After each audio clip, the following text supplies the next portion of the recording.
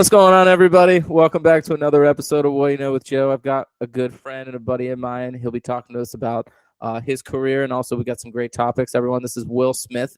I like to say the Will Smith. The other guy's an imposter. But Will, thank you so much for joining.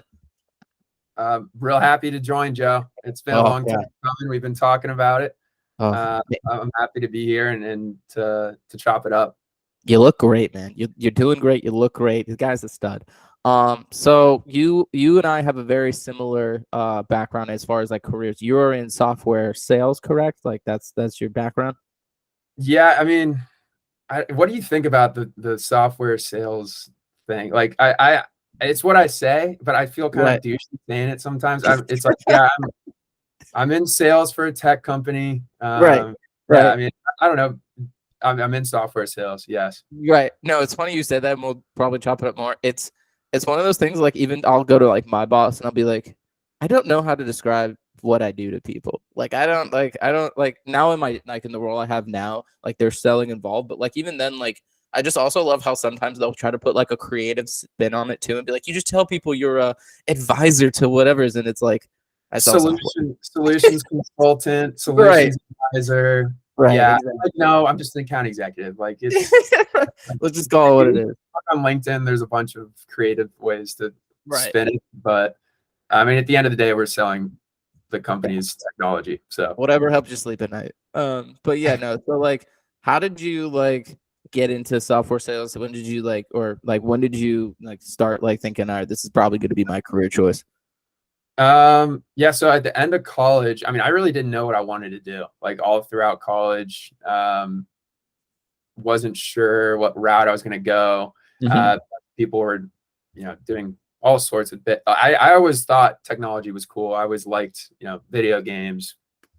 I don't know. I had a computer when I was younger, but like, I mean, once senior year came around, I started interviewing for sales positions. I mean, you start as a BDR, you start as a SDR.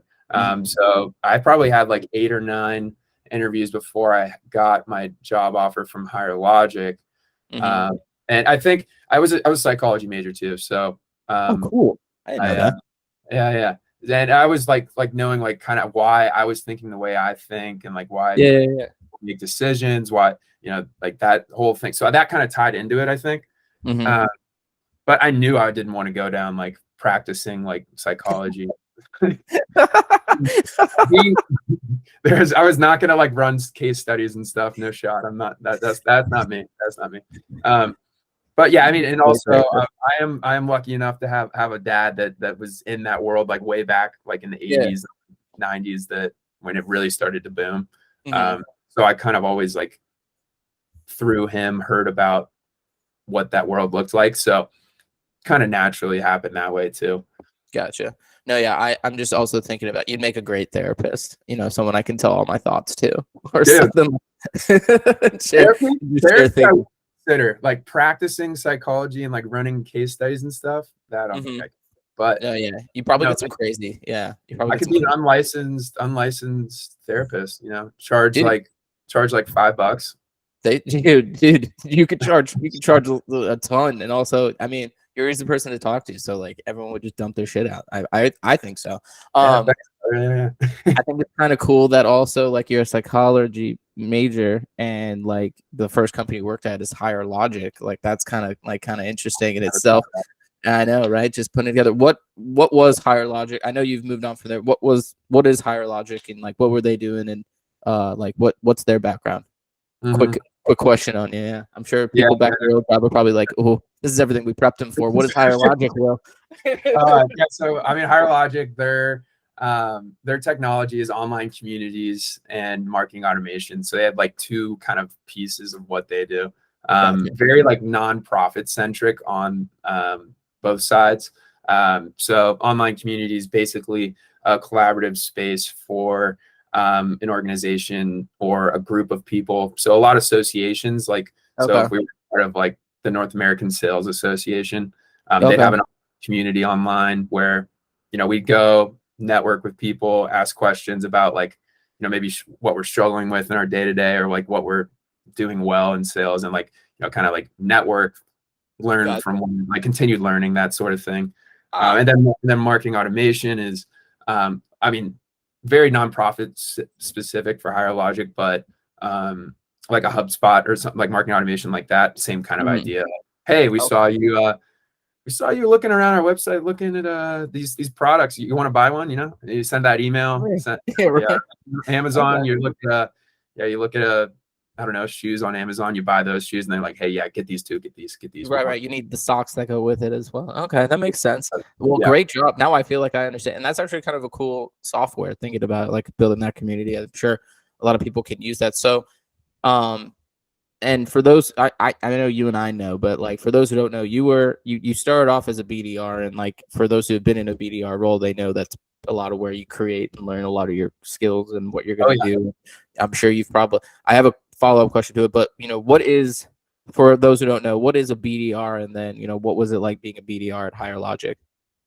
Yeah. I mean, BDRs, SDRs, ADRs, whatever you want to call them. Right. Yeah. There's a million names. Once again, in technology, there's like all these. Right. I mean, I think they're the front line they're the soldiers, dude. They're the warriors of the sales team. Because like without them, you're not getting a lot of opportunities. I mean, they create opportunities. Like, I mean, at Higher Logic, it was strictly cold. I think a lot of organizations, that's kind of how it is. But a lot of cold outreach, cold calling, fighting to get meetings for your reps. So that's what I think a BDR is. And what did I write down here? What did I learn? I said for the question you said, I said sales ain't easy. Perseverance, next play. Collaboration and winning is fun.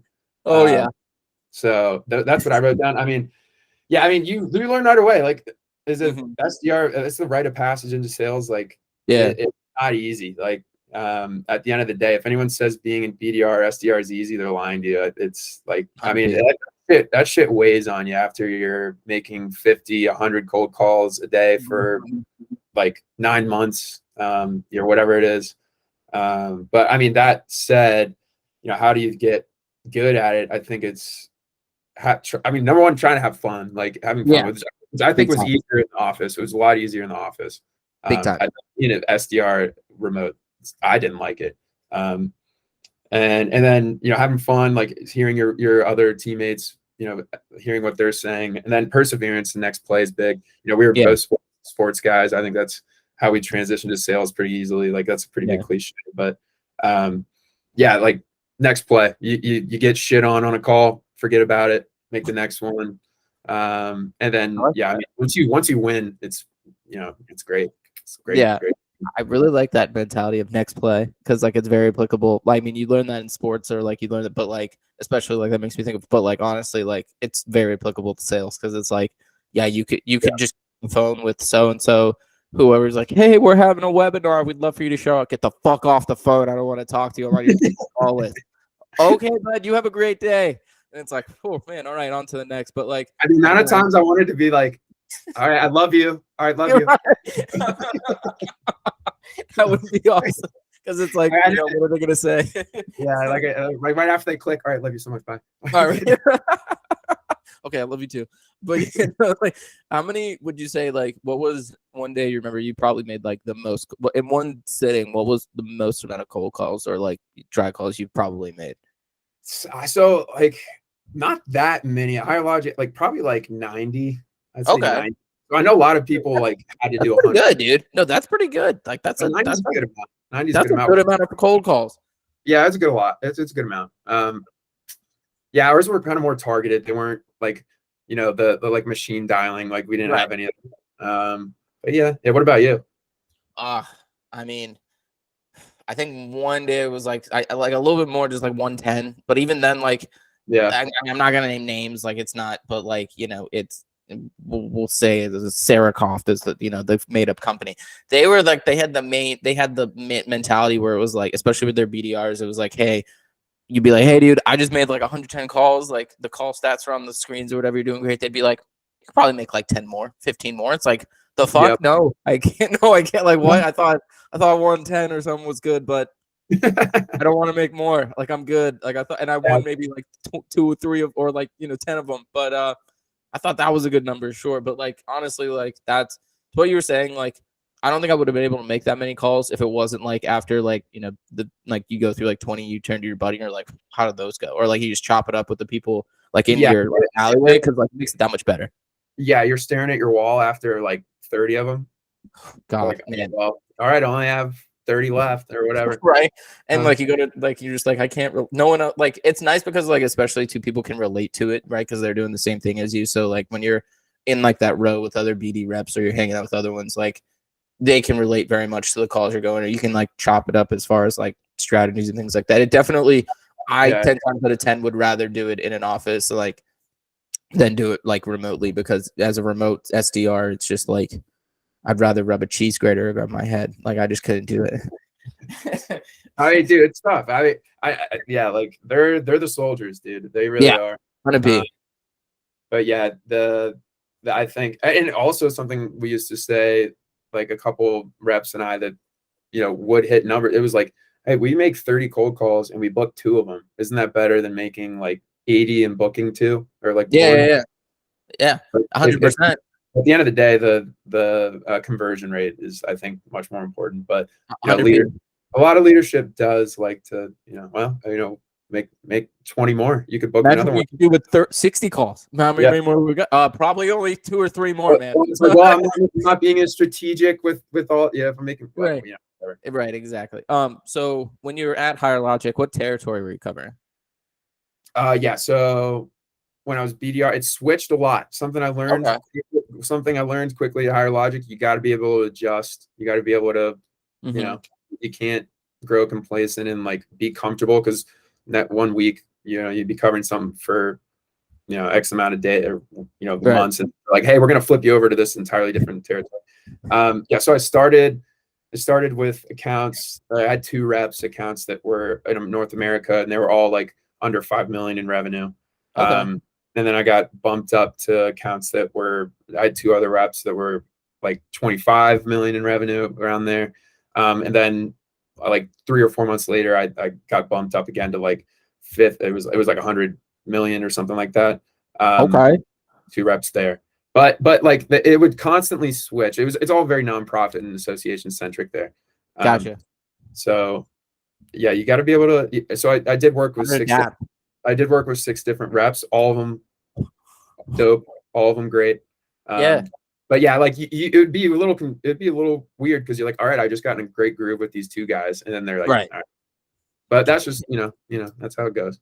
I agree. Yeah, I was gonna say that definitely. I feel like definitely helps you prepare for like life, and that like you're gonna have to work with different people throughout your entire thing. So like being able to be flexible and switch it up, like it always is bittersweet, especially when you do make that connection, because you're like, man, I really liked working with them, and like especially like if you move on to another rep and you're like, like I remember one rep I moved into, like when I was at McAfee, like I moved into another territory, and before I even started, like everyone was kind of like, hey, he's a little difficult to work with, and I was like, that's not what you want to hear off the bat, but all right, let's just make it work. Like I gotta work with him, so let's get it cracking.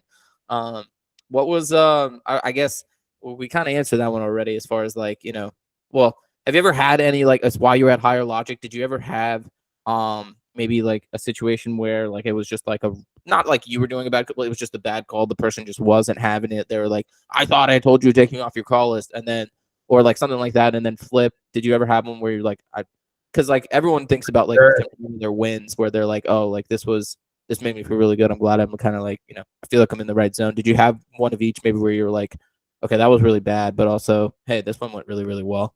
Yeah. I mean, I think we all can relate to that question in sales. There was, so I wrote down 3 for the bad calls. There was like, oh yes, there's a guy that always talks a bunch and says fucking nothing. Always, so true. Like you're on the phone for like 20 minutes, and the first like 4 or 5 minutes, you're like, all right, he's like, he's letting loose. He's telling me about what they're doing over there. This is a good one. And then about 5 minutes later, like, all right, this is done. This is terrible. Right. He just needs. This guy's not buying shit. No one talks to him in his office, so he just needs someone to talk to. I swear to God, like, we're therapy. Speaking of, for some people just like need something to, like, I don't know, vent to. So I wrote that down. Nothing really specific there, but then I did have this one lady who I cold called. She said she was interested. She was like, "Yeah, give me a call back next week." Call her back next week. It's like 9 a.m. It's pretty early, and like he's like, "Hey, like, Will, who is this? What was this?" And I was like, "Yeah, we spoke last week. You told me to give you a ring this week. Like, see if we could schedule something. That you mentioned that you were free, this week. So just, what are your thoughts?" And she's like, "What are you talking about? What do you guys do?" Started talking about what we do, and then like I overhear like mid pitch, she's like, Angie, listen to this. And like she's like, her and her like fucking little bunkmate there are like listening to my pitch, and I can start like they start to laugh, and I'm I'm like, hold up, I like stop. I was like, what's going on over there? Are you guys? She's like, well, like this is so not applicable for what we do. This I don't know why you're cold calling. I was like, so you don't remember talking to me last week? Let's get this straight, miss. Like, right. I was like, is that memory working over there? But that one was, I was like, Jesus Christ, like that sucks, like right? laughing mid pitch. I ended up like calling her a couple more times. Nice. I changed my name. Never booked her though. Do you remember what name you used? I used like Larry. I love that. That's actually great. Like Greg. I would say Greg. I would say Greg every now and then. That's a good one, dude. I like that mentality. Also, I said suit angry guy. Because and that's specific to Jersey, dude. I swear to God, guys from Jersey, they don't fuck it with cold calls. Bro, why are you calling me? Yeah. But so we all have those. Oh yeah. I agree. I think a lot of people, when they hear that, are going to be able to relate to it. When you get out of here, I think a lot of people are going to be able to relate to that for sure, because they'll like think about their calls and dude, you just gave me an idea too. I want to speak with all the salespeople in the world and just like hear like their stories of just the calls that they or like what's going on. It's a really good question. Good question. Everyone has a good one, right? Exactly. If you've been to a BDR or like an SDR or something, one of the DRs, not Dominican Republic, you can easily you can relate to that. And then on the flip side, did you ever have one where you're like, you got off the phone and you were like, that was a solid win? Like, I'm happy about that. Yeah, I mean, I didn't have one. I couldn't. I mean, there was a number of ones where you just tackle objections left and right, and then they're like, okay, why not? Like, we can talk at the end of the week, and then you book it, and then they end up closing, which is really cool. But I couldn't think of anything like specific there. I did have one from when I'm at Virtru a couple months ago. Mm-hmm. So not a cold call or anything. They inbounded. But is this nonprofit out of Virginia that does a lot of like foster care work and like matching parents with kids and stuff. Cool. And they need to protect. We'll talk about what Virtru does later, but they need to like protect a lot of the sensitive information there. And the process in which they were doing it was like really, really poor. They were like faxing and like all this weird stuff. So much manual. Saw Virtru, the executive director there, like the sweetest lady. And it just worked perfectly. So that's one. And then like they're doing stuff that's for a good cause. So it's like, all right, that's dope. Yeah. Make you feel good, warm your heart a little bit. You're like, yeah, I was part of that cause too. Like that was me. But I mean, we're not lives out here by any means, but no, but it's nice to get a win. You get yourself a pat. But I agree. I completely agree. Like, and I'm sure you've met people in the industry too. Like sometimes you don't even need a college degree to do what we do. Sometimes, you see people like there's been people I've met at CareSoft or whatever that, they've, either just been through high school or they, whatever the case may be. But at the same time too, it is, there is a level of skill and there is, a niceness to when you are successful with it. And I'm sure a lot of people, when they feel that way about anything they do. So then when you were still at Higher Logic, and this is, I guess, and a lot of people, I know, especially like I've gotten this before and it's kind of like, hey man, don't give me shit. What like, because I know they probably don't understand, what were some of the responsibilities that changed from you going from just a regular BDR to like a senior BDR? Yep. Yeah. I mean, you gotta be on your shit for sure. You're covering bigger accounts. You're tackling bigger deals that are going to close if you're inbounding a bunch. Like you got to be able to convert those. And I think leadership too, you got to be able to be a mentor, be vocal, talk to the team, encourage the team more. If you want to be a good senior BDR like that, I think that's what's needed. You got to be able to talk to your fellow BDRs, see what their issues are, what they're struggling with, and like turn those struggles into successes. Right. And yeah, I mean, even more so, just got to be able to close. You gotta, you gotta be able to convert and work well with those senior reps too. Yeah, I think people also underestimate like the ability to close too. Like, not like, you know, you got to be able to ask those questions or like those closing things and like be able to like you said, close the deal, because like that's where I feel a lot of people can fumble it. Like they'll have good conversations or like not necessarily fumble it, but they won't convert as many, you know, leads to wins because they just don't know how, or they don't feel like either confident in their skills that they can't close it. But that is actually a huge skill, being able to like, you know, get them to convert and be a win case, or like, you know, have a successful you know, lead turn into like a win. Yeah. Like I think that's where psychology's helped me a little bit. But and dude, trust me, I try to get better every day. Like I have some calls where I hang up. I'm like, holy shit, that was terrible. Like, still to this day, yeah, for sure. That was bad. But like I do think you're so right there. Like just knowing when to close. Like sometimes less is more.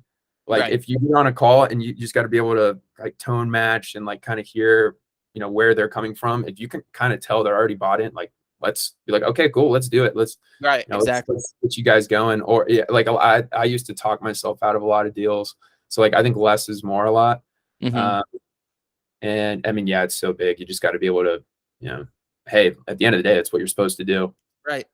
So exactly. As a case in point too, like to the story, I think one of the things that helped me, and like similar to like what you said in that story, I mean, it's better like me like putting that like either moving on to the next step or closing or doing that.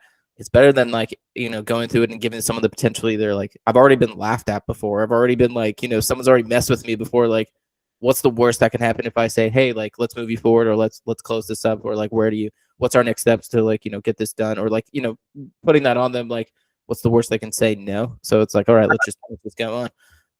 Yeah.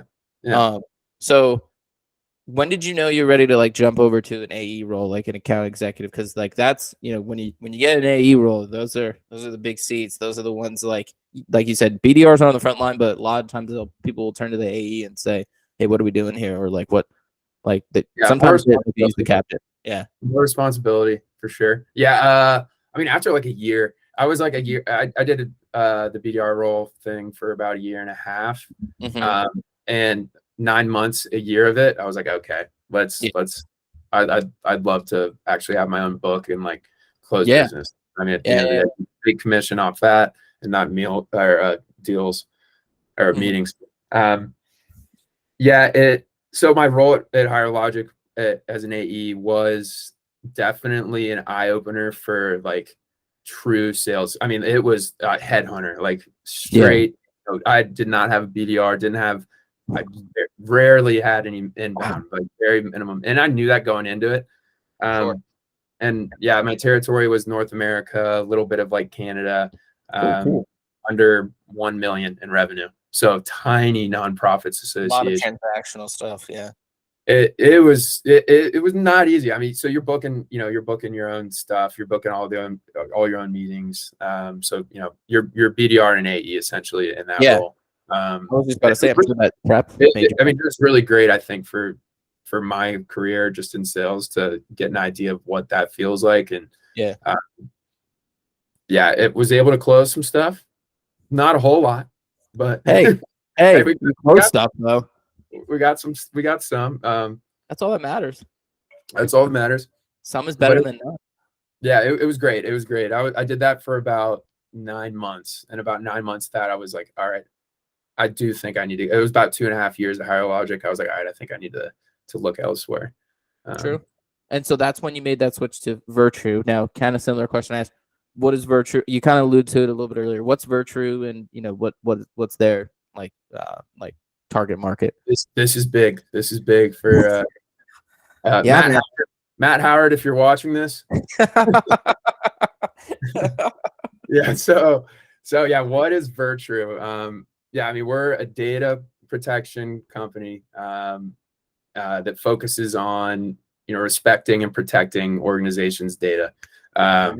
So how do we do that? That's our CTO Will Ackerley developed something called the TDF, or the Trusted Data Format, which is kind of just the core of our technology, and it's that TDF that kind of allows us to I think of it like as a bodyguard, kind of, that you're attaching to, whether it's an email or Cool. maybe like a file going out of an application, and that bodyguard's only allowing access to Yeah. anyone that you, the sender, allows to have access to. Yeah. It's kind of like a bouncer. It's a bouncer. It is. And then, like, no one's beating that bouncer up. Like no one's getting past that bouncer. Like, it's like Andre the Giant of the bouncers. He's a bad motherfucker. Yeah. No one's getting through. I like that phrase you use: respect and protect client like information. You want to respect the data. That's our marketing team. I can't take I like that a lot. Respect the data. So like, are you still covering like? So is it like Higher Logic in that it's like a lot of nonprofit companies that like buy it, or do you also sell into like commercial companies in the United States or in Canada too, like similar territories, or completely different? Yeah, it's any organization that's 10 to 100 employees. Okay. So any kind of commercial, nonprofit, and I've closed someone out of like the Philippines before. Like every now and then we'll get a weird lead, But they found a lead somehow. And but yeah, I mean, anything from fintech to banking, finance, real estate. We see a lot of healthcare. Healthcare is like a majority of our customer base, just folks that need to meet HIPAA compliance. Yeah. We help a lot of organizations. That's I think a big reason. I mean, it is a big reason Virtu's been successful, is like just the regulatory side of things. Yeah. Like laws saying, hey, you need to protect your patient's health information. For real. So that's helped us out a lot, and those regulations continue to pop up. So that's why I'm excited for the future with Virtru as well. But yeah, it's 1 to 100, and it's been great, dude. It's very inbound focused. So coming from that hunter role, it's quite the it's quite the great change, I'd say. Yeah, right, exactly. Like you're not having to like they know your software, they know your stuff, and they want to use it. So it's a warmer lead essentially. Like it's not as like you're not having to do the first half where it's like explaining what you guys do and like selling them as to why like it's better than either a competitor or another product. They already know that and they're coming to you. I 100% agree. Those are definitely a lot more fun. Those are a lot more they're a little bit like more it's a lot more softer to go into for sure. So with the AE role now at Virtru, do you have like a BD rep under you, or like an ISR, or is it like Higher Logic, or your own team? Yeah, so it's me and 2 other dudes that are rocking out these 10 to 100s. No BDRs. We do have a team of about 9 or 10, but they're pretty like enterprise focused. So yeah, I mean it's very, like, I don't know, on a given month it's like 20 or so inbound leads. Gotcha. And we do a little bit of cold calling for cold calling never dies. Never dies. You will always, if you're in sales, like there's a good chance you will always cold, because even like you said, I'm sure like even the ones that are handling enterprise deals, even if you're making like a cold call or like a call to a competitor where like you may know who you're going, that's still technically like a cold call, because like you have you're trying to get them to come over, you're trying to convert them to do something. Like you still have to go from like the very first steps like you're doing as a BDR rep. Like the cold calls, like you said, will never die. Yeah. And I mean, we still have to go through the introductory process. Like not everyone's coming us and buying. Like that's not, we do have competitors. We do have to kind of show our value and why we're a better solution and just better organization to work with. but yeah, it's been great. It's definitely high velocity sale. You know, the technology at my range of size organization, it's not the most expensive thing ever. So it's just pretty high volume of deals, which is a lot of fun compared to what I was doing before, like a bigger deal but you have maybe like one a month or whatever it is. Right. Is multiple, number of deals a month, which is fun to work. Yeah. No, I was gonna say that definitely also from a commission standpoint, you feel more comfortable too. You're like, man, I don't have a lot just riding on this one deal. I at least can bank like I have like a few things in the pipe. For sure. Do you guys? This is just a random sales question too. From do you use like Salesforce or like what CRM tool do you guys use, or like are there other like products and stuff that you use like that help you be successful in your role? Yeah, that was off the top question too. I didn't ask you that one before. So this is coming off here. We use Salesforce. We use what else? I mean, we use a number of tools. Yeah, I mean, Salesforce is by far the big one. Yeah. We were a Zoom shop. I like the Google Meet. We are a Google partner. So the respect is there for that. No Google Meets. Yeah, but it's been fine, I guess. I don't know. I kind of like Zoom. Honestly, it is nice. It is very nice. We use Outreach too. We use Outreach a lot. Like Sales Loft is a competitor there. Yeah. So that's like where you do a lot of your dialing from and like notes from. But basically out of those two, a majority of the day. And yeah, we're Google shop. Like, so just to give you an idea of like what Virtru would look like. I mean, you could download it right now for free if you wanted to for personal use. Can I get a demo? Can I get a demo real quick, bro? I got you. But it is like really, it is simple. I mean, it's like our like bread and butter solution is just an email plugin. Okay. So if you download Virtru on your like Chrome, you'll just see like a Virtru like toggle to turn encryption. It's encryption on and off. If you want to send an email and like Google won't have access, only you and that other recipient will have access. So that's kind of what it looks like. Do you that also made me spark a question to what you were saying. I know you have like other people in your role, and a lot of times I'm surprised I didn't ask this for Higher Logic as well. Do you work with like an SE or like a systems engineer or a sales engineer as well for a lot? Like, is there one part of your team where like you're always bringing them on the call, and like a lot of times some salespeople will be like, they bring in their sales engineer or they'll bring in the engineer to kind of help sweeten the deal so they can be like, because I'll admit, like most of the time with like a lot of this technology, I know surface level and like I know like the good amount of it, but once the customers start, and maybe more in my role now, like I know a little bit more, but like especially early on when I was like at McAfee and stuff, like I would give them service level, and then they dive into like Kubernetes and all this stuff, and all right. So let me bring in Dave. Dave knows a lot about that. And it's like, Dave, I need your help. Yeah. So what you're going to want to do is you're going to want to take that IP. Is it plugged in? Okay. That's the first step. All right. Let's bring in our SE. He's really good. Did you turn it off? Yes. Okay. That usually works for me. We're the sales reps. We're definitely not the engineers. No. I say it all the time. I would not thrive. I would not be able to close as many deals as I do without the engineers. I think that's how it is at majority organizations. They're awesome. We have a team of 3 right now, and then we have 1 on the federal side. If I'm talking, because the majority of people I'll talk to like prospects wise are like IT managers or like CISO, and they get technical, and that's when I'm like, all right, let me bring in my buddy here. He's gonna rock this technical conversation with you, and I can get a little bit, but not, not too much. Have you ever got I've done it before, and I've like, it's like you said, like sometimes you're at the end of the call and you're like, oh, that was bad.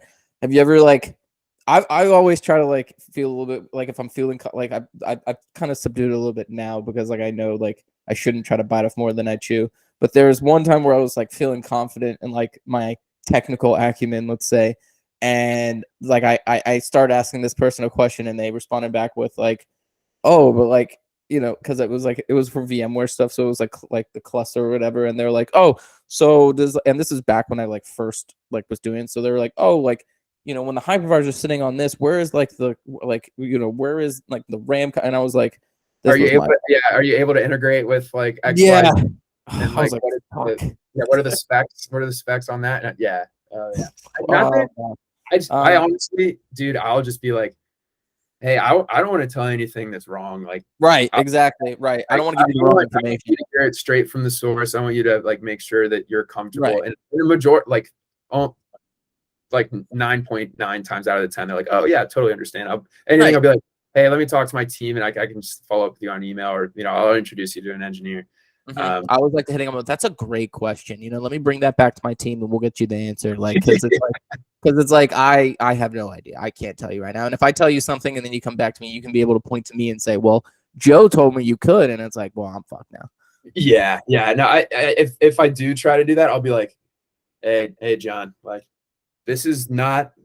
I think we can, but like, this is not too certain. I want to be safe. Let me just double check that. I'm pretty sure you're right. I'm pretty sure we can. That sounds right, but let me just double check. Yeah. So are you, especially that you're at like Virtru, what are you like looking forward to, especially maybe over the next few quarters? Like, are you excited about, like, I think you did mention there's a couple things you're excited about, or like why you're more excited to be at Virtru. Is there some good stuff coming up in the pipe in the upcoming quarters, or are you guys like, doing a lot of cool things with, other integrators or things like that? Yeah, so our partnership with Google is pretty strong. It's very strong. So they have an event coming up. There's a new product that came out called client-side encryption. It's a good product, but we are essentially like the key manager, the key host for it. And I've seen a good amount of leads in the last couple of months from that. So as Google kind of ramps that up, hopefully we'll see a lot more customers. It's just another product to sell, so that's cool. That's cool. Regulations are big. I mentioned regulations. There's something called CMMC, and I won't even try to tackle it, but it's regulation that like contractors with the government need to meet. It's pretty like stringent regulation. Like, folks are gonna have to meet it at some point. It's not in effect yet, so we see a decent amount of leads from that. We actually have a webinar coming up around CMMC. Yeah, and there's a couple others, but yeah, like, as those regulations continue to pop up, it would be cool to see leads come in from those. And then also zero trust, like, the ideology of zero trust. We definitely are part of that conversation, and as organizations are looking to, like I said, respect and protect data at the data level. You got your Oktas, you got your different kinds of other technologies that meet zero trust, but they do different kinds of things. If you're sending information out of an application and it's leaving your environment, do you have control over it? That's kind of where Virtru comes into play. So as folks are starting to move to that zero trust ideology, we hope to be a part of the conversation there too. And the federal side of things, I think, is where Virtru is really excited too. Because if we can get in there, just kind of expands, land and expand, baby. I like that too. You've got some good words going on your side from a marketing perspective. Land and expand, respect and protect. I like it. No, federal is a big beast. Federal, and the government likes to spend their money, and it needs to be protected. So that's a good point. Before we jump into the fun topics of things, because we've got some great topics as well to cover it. I'm very curious to hear about your fifth grader's answer. I'm excited to dive into that with you. Is there anything about Virtru or your sales experience you want to leave the guests with? Just anyone who might be either thinking about going into sales, or the technology field, or who might be trying to be an SDR, or that one kid right now he or she might be a SDR that's remote and they're like, I can't do this anymore. What would you say to that one person being like, hey, keep your head down, you got this? Yeah. I mean, at the end of the day, next play, I'm going back to the next play thing. It ain't easy. Like, it ain't easy. Like, everyone knows it's not. Everyone fucking knows it's not. So, like, don't be discouraged. You're not alone in the fact that, hey, you made 500 calls this last week and you didn't book a meeting. Like sales is a lot of luck too. I mean, you make like 50 calls and you might book like 5 of them. That's a great day. Yeah, it is. Afraid to like talk to leadership too. I think like ask them. Like leadership loves when you talk to them. Like I mean that shows that you want to get better. I think the worst thing you can do is just be a quiet SDR or BDR. I'm not like be like a little more introverted. That's not a problem. But like, yeah, you know, be vocal. Like voice your opinion. But yeah, I mean, next play, baby. Like, try to have fun with it too. Like that. I think that was huge. Like, yeah, if someone says "fuck you," hang up. Oh, I love you so much. Right. Exactly. Be like, wait a minute, fuck me. Hang on. Whoa. No, yeah, exactly. Like you gotta have fun with it because at the end of the day, right, you will get into this pit of despair where you're like, man, this person told me to go fuck myself. Man, I'll go tell you to go fuck yourself. Who cares? It's all good. Like it's like you said, next play. Like I mean, I'm not. Yeah, I'd be lying if I didn't say it. Like after someone's like hangs up like that, I'm like, well, fuck this. You know, fuck that. Right. You're like, I'm done with this day. Sometimes it is okay to just close that laptop and be like, you know, we'll pick it up again tomorrow. But yeah, I mean, completely agree. Just like think next play, I'd be like, yeah, it's done. Go pick up a joint. Go smoke about it. You'll be all right. Have a beer. You know, you'll be all right. It'll be good. All right. So moving on into some great topics. Before we get into, you know, I do have a draft for us and the 5th grade question. Before we do that, how's fantasy doing? How we doing this year so far? I know, unfortunately, we won't say his name, but unfortunately, he did cop an L this past week.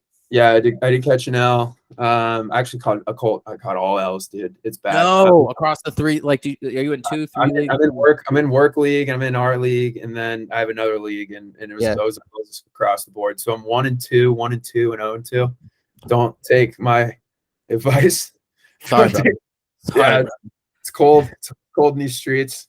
But in our league, hey, getting scored on by the top scorer in the first 2 weeks, like, you know, what are you gonna do? Whatever. Right, it's hard. You know, you can't like I think we said it before. You can't physically play defense against them or anything. You know, it is some guys are gonna be hot some week. They're gonna be, you know, cold some week. That's the nature of fantasy football.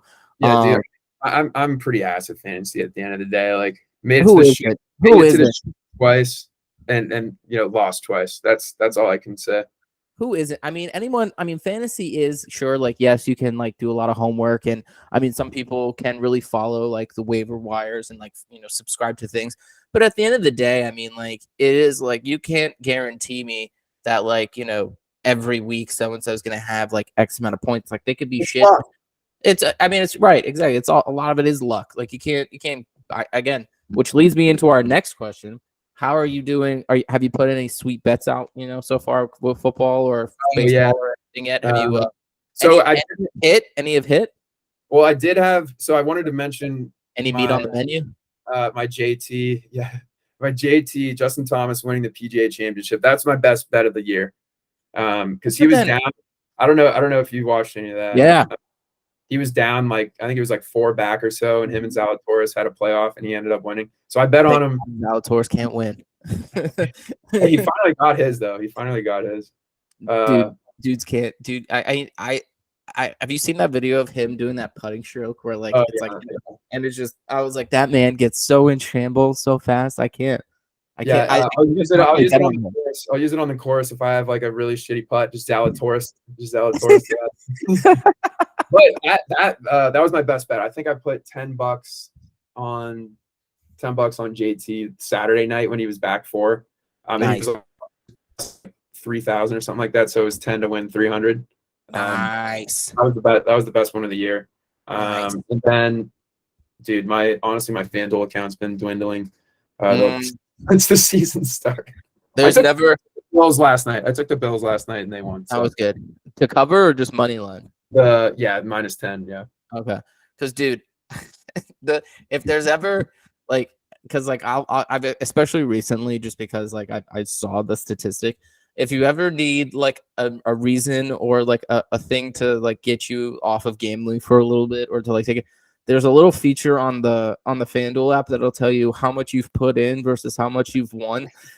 And when that number is crazily off and negative, it'll make me like, fuck. Like I can't. I'm like, I always thought my logic was like, oh, I only do these like crazy $1 parlays. Yeah, you drop $1.47.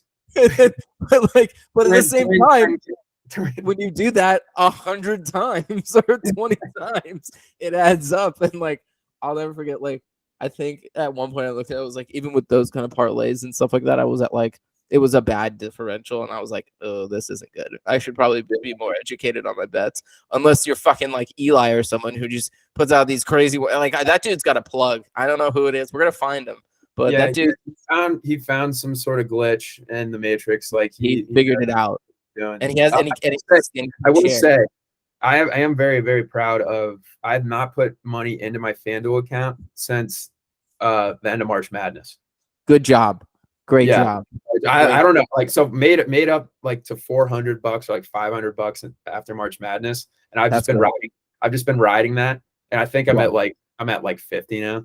But that's what I'm talking about. But hey, here's the thing. It's all fun money. It's not real. Right, exactly. And then that's part of it too. Like you said, like, you know, who knows? You'll hit that big fatty coming up, and then it's like, we're back at 400. Here we go. We have the luck back. Get the Justin Thomas or whatever it is. Yeah. Did you have any? You got me into them, especially last football season. I think more people, because I like doing the parlays, but at the same time, the teasers are very intriguing. Have you had any teasers hit yet? Yeah, I need to get back on the teasers, I think. I'm a big fan of them. It's interesting. I still, when I first made one, and this was probably, again, why my differential was so bad, I didn't know how it worked. And I was like, oh, this looks fun. Let's just put in a teaser. I don't know what these numbers mean, but let's just go into it. Trial and error. Right, exactly. That was a dumb thing to do. No, yeah, dude. I gotta, the teasers are very interesting to me. They're very intriguing. The other one I like, that I haven't really taken much of, is the over 3.5 field goals. Oh, you ever do that? Dude, like not extra points, just like field goals in the like they do them for like primetime games. So just over shout out PFT commenter. He promoted that for a while, like a couple years back. It's such a fun bet to take because every single time there's a field goal, you're like, all right, come on, baby. I've never been so excited for a field goal. Dude, sorry, I would have reduced my noise. Okay, sorry. This past weekend, the Giants-Panthers game was literally all fucking field goals. Like, damn, that would have been a great game. That would have hit. Oh, dude, fuck. Okay. So yeah, maybe throw that one into the mix every now and then. It's a fun one. For real. I do something similar with baseball. I'll do like a 3 or 4 leg parlay of either they will either be like 0, like, because in baseball especially like in the middle of the year, my logic was like, hey, like, you're bound, like, sure, there's innings where teams will go off like, 4 runs to 1 run, all that stuff, but like at the same time, like majority of the time there's going to be 0-0 innings. So like I would always do like, and especially towards like the bottom of the lineup, but I always be like, all right, I'm going to put 3-leg parlay of like this 3, like inning 5 for like these 3 games are all going to be a tie, or like there'll be 0 runs scored. And I had some success with them, but like it's definitely 0-0, or could it's just tied. If you do, I've gotten saved / butt fucked by both of that. If you do tie, it pays, like if they score 1-1, that's still like it's a tie. But at the same time, if you do the 0, it's like fuck. Or like if they tie, but it's still like game out pretty well. Is that a good it will, and that's because the odds on it are fucking crazy. So like it but again, I mean, it just goes back to like the thing that the house always wins, and it's like, I know if I'm thinking of that, there's probably some brainiac down the road like, hey, Joe, that's not going to hit. But like, all right, yeah, go ahead and give us your money. How was like $2 on that though to win like 100 or whatever? Yeah, that's cool. Right, exactly. How's I mean, it was a tough week. I mean, when you're playing the number 1 team, it's they're gonna win. USC football is looking okay. A little beamer ball going on down there in Columbia. Any optimism for the year, or especially maybe even the basketball? You guys are I will say you guys are a basketball school too, from men's and women's. Making it to the Final Four once. We're a basketball school for sure. It counts. It counts. It was what a year that was. But yeah, I am going down in November for the Tennessee game, which is the weekend before Thanksgiving. So I'll be down there for that. Who knows, man? I mean, I always say like 6-7, 7-6. The defense is not great. A lot of young guns on that defense. Yeah, like I think we had 4 or 5 starters on our defense out last week against Georgia, so that's never going to help. Beamer ball though. Hey, I love Beamer. Dude, that fake punt for like 14 or like 20 yards. Everyone saw that play against Georgia. Like, that was fucking awesome. It's like, hell yeah. The punter was going nuts. Yeah. They're I mean, you know, right. It's tough when you play Georgia, Alabama, Texas A&M, all these guys all the time. But I mean, I don't know. We looked pretty swag. We looked good this past weekend. That's all that matters. South Carolina always has swag. I will say that. They definitely always dress well. Yeah. Okay. Well, alrighty.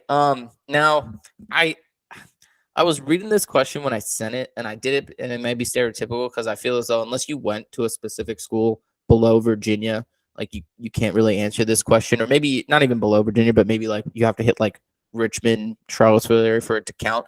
I had put, I want you to draft like your 3 fried chicken places because I know you've been to, because I know you've experienced a hell of a lot of them being in Columbia. They have some great ones. But at the same time, too, I'm going to give you the opportunity. Do you want to switch it to overall just fast food, or do you want to keep it fried chicken? Let's do fast food. All right. I'm going to give you the honors. You can go first. Let me hear your number 1 overall pick. Okay. Number 1 overall is Taco Bell. Great fucking choice. Gotta be. Yeah. I mean, the amount of you can still use the ones I say though, right? I'm gonna put it. I mean, I can, but like at the same time, that was gonna be my number 1 overall pick. You can't go wrong. Yeah, I mean, it's so solid. I mean, I do Dorito Loco Taco every time. Every day. Well, every time. And why do they take away nacho fries? Bring those should be around. It should be illegal to not have nacho fries on the menu at Taco Bell. Mm-hmm. So yeah, Taco Bell. That's you had Bojangles on there. That's mine too. Gotta go to Bo's. It's Bo time. My name's Alan. What can I get for you today? Well, I feel great now. I will take Bojangles. Bojangles, and then third, I got Wendy's on there. I love Wendy's. Frosty from Wendy's is great. You can't go wrong. Okay. Who you got? All right. First overall pick. I want it's 1 and 2 could go back and forth for me, but you know, to me, this is just a class. Like, I've never not, even when sometimes I'm sober, I'm like, yo, I need this now. I'm gonna go McDonald's as the number 1 pick. You know, you can't go wrong. I know it's a cliche favorite for a lot of people, but you know, there's a reason. Number 2, Taco Bell. And then number 3. I want to say Bojangles, but I think I'm going to push it to my honorable mentions, and I'm going to actually say Cookout. Cookout to me, you know, it's, you know, and I know a lot of people, it's not their favorite, but at the same time, you give me another place, but for $5, I can get a huge burger, some chicken fingers, and a quesadilla, and we'll call it a day. It's the just the value. It's right. The value is there, and they do make a pretty mean sweet tea over there. So you know, I will push Bojangles in my honorable mention. If we were just doing fried chicken, it'd easily be in my top 3. Yeah. Dude, Cookout's a great choice. And the milkshakes they have there, so good. And it's all like $7, and it's like, do we go around again? Do we just get 2 trays? Like, what are we doing? Like, this is a great idea. Oh yeah, man, I need that in my life, bro. I haven't had that. I need that. So I know, especially now that I'm out in the burbs, they just opened one in Virginia and Manassas, for a Cookout. But at the same time, too, it's like, am I going to drive 40 minutes to go get a Cookout meal? The answer might be yes. But at the same time, like it is that's a special occasion. That might be like a Sunday. Yeah. Before football, you scoop up a huge lug of Cookout. Yeah, and you're right, and you pick up a decent amount because you're like, this is a one-time trip, and this is good. We're gonna be out here. No, yeah, it's and then honestly, dude, it was one of those things, especially in school, like when I would and I'm sure you can test this. You go down and you have because you're in like the South a little bit, you have like Bojangles, Cookout, Raising Cane's, all these great fucking places. And then you come back up here and you're like, what the fuck? Like, I don't, where is all this shit? Now people are getting smart enough and like, dude, Bojangles just opened up. Like, people being healthy, bro. Why you can be healthy and still have great food, man. It's called balance. It's called everything's in Billy Batreka said this to me. Greens. Oh yeah, right? Billy, I'll never forget. I think it was we were talking about something else, but he was like, everything's great in moderation. I mean, he didn't coin that phrase, but I'll never forget hearing it come out of young Billiam's mouth. And that definitely applies to fucking food as well. You can have a Bojangles meal and still live a healthy lifestyle.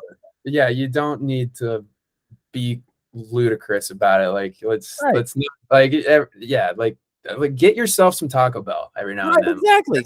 I mean, sure, have a salad, throw that in there too every now and then, and some vegetables and fruit. But at the same time, yeah, go if you want a crunch wrap, go get a crunch wrap. Yeah, the DC area is very. I mean, I get it. You want to keep your people healthy, but like I get it. Yeah, we are missing out on those cookouts on the and Chick-fil-A. Chick-fil-A is hard to find. Really? We have one like 10 minutes away, but it's like, all right, I need that to be 5. Right. Seriously though, there's a huge difference between that differentiating of 5 to 10 minutes. It's the make or break. It really is. Yeah. Oh, okay. Yeah, and now the question I think everyone's been waiting for, and I'm very excited. I've asked this question to many people. Shouts out to Dwayne, shouts out to Idris and all the people I've asked. So I'm pretty sure you know the scene, like in Step Brothers, and that's what I usually tell people to like set the stage. But at the same time, in the event, there's a swarm of 5th graders coming at you, and they are amped up. They are coming at you. How many do you think you could take down before they overpower you? And I'm very curious to hear your reasoning as to why. Yeah, so I don't want to jump right into a number or anything. I want to kind of we can like because there's multiple. There's variables. There's variables. There's a lot that goes into that. Like, I mean, how many of these kids have hit puberty? How many? Like, dude, you get one of those guys. You get one of those guys that looks like he's like 5'5", $150 with a mustache, and he's like 5'12". Yeah, dude. So how many of those little suckers have hit puberty? 2, like, how smart are they? How are we talking to school from like? Dude, these are good points. Mississippi, or are we talking to school that's like gifted in? Like, or does this school have some people that are going to Harvard? You know, right. Are they intelligent folk? What's their battle IQ? I think that needs to be thrown in there. Okay. And then like, so yeah, I mean, yeah, like those are the two: physicality and IQ, and that's got to go into it. But I guess we'll just say it's an even, right? Like, dude, they're average. I love that. They're average, right? I love that. The fact that I'm gonna put that on people. The fact that you brought up puberty and also like the back like that, because like. You know, like people will bring up like, oh, what's the situation? Are we on like a playground? They worry about that stuff.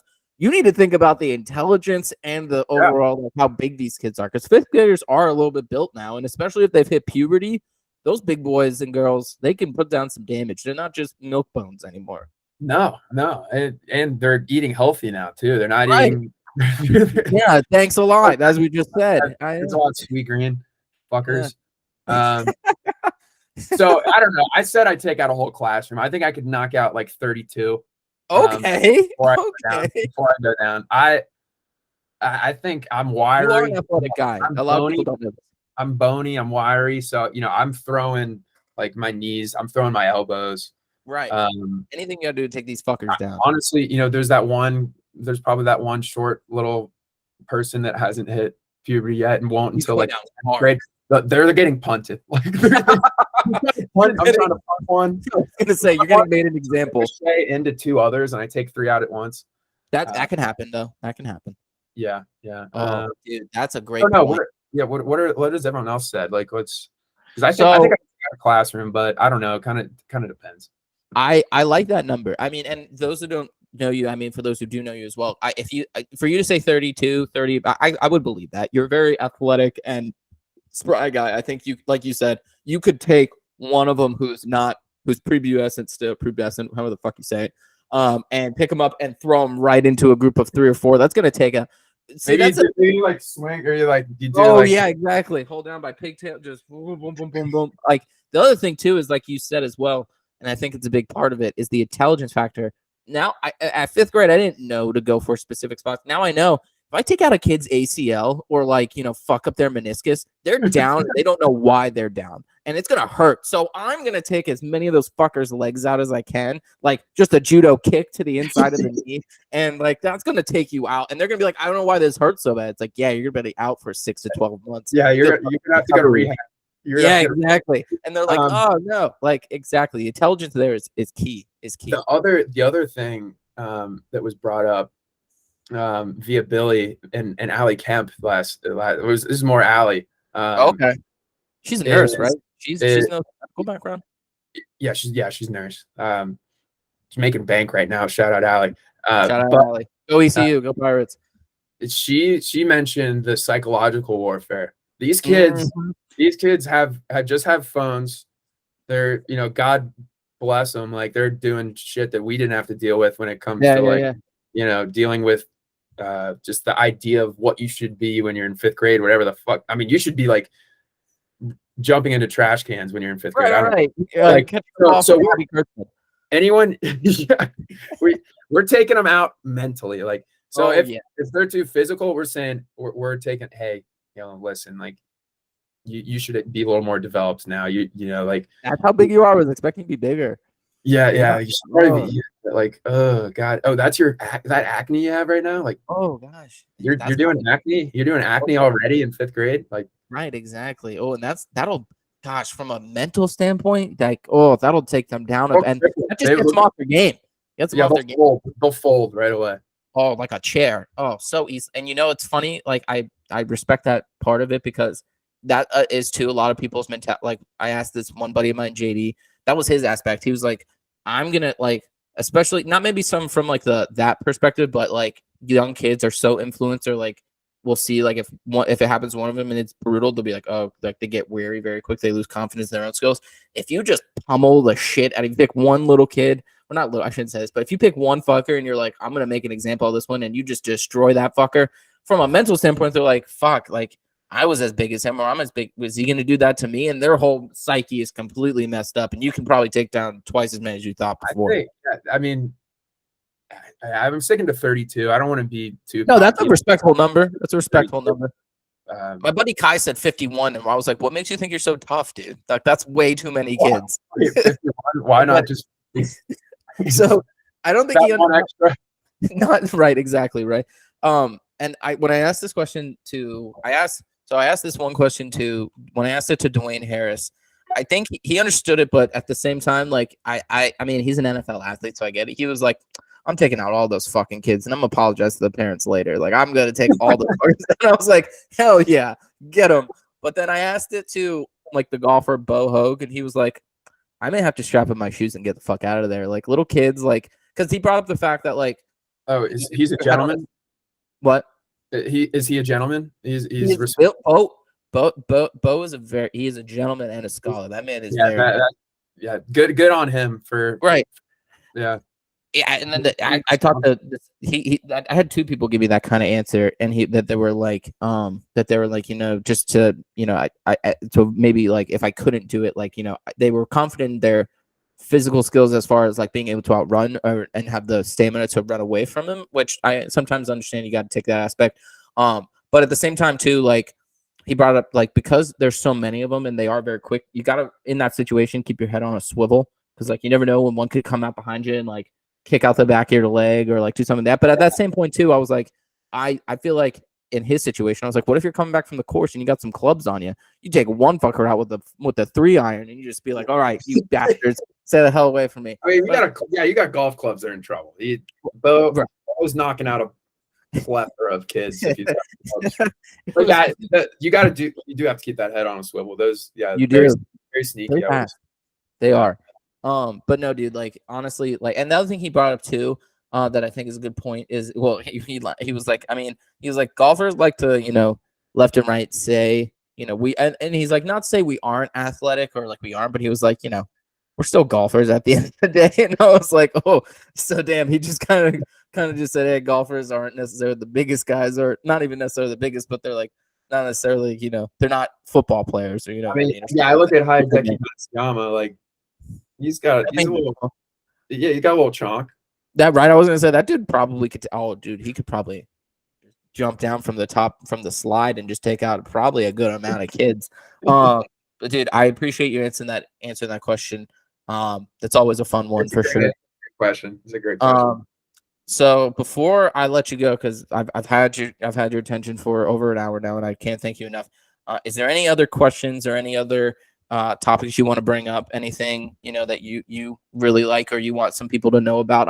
One of the things I love doing about this is learning from everyone. And even though I've known you for so many years, I'm still learning a lot. And so what's something, if you have anything else, I'd love to hear it.